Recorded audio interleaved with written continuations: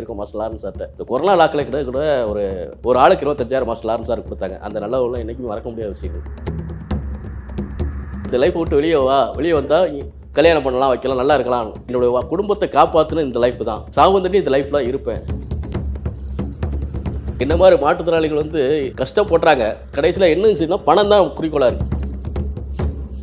சினிமாவில் நடிக்கணுங்கிற எனக்குடைய எண்ணம்.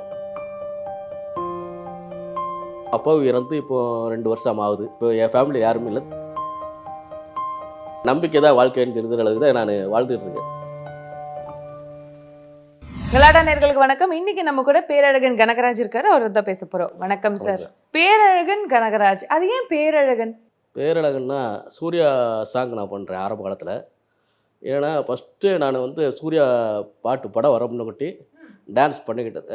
ஸ்டேஜ் நிகழ்ச்சி நான் பண்ணிக்கிட்டு இருக்கும்போது டான்ஸ் பண்ணிக்கிட்டு இருக்கும்போது கமல் சாங், எம்ஜிஆர் சாங் இதான் பண்ணிக்கிட்டு இருந்தேன். அப்போ டைவெலாம் அடிச்சுக்கிட்டு இருப்பேன்.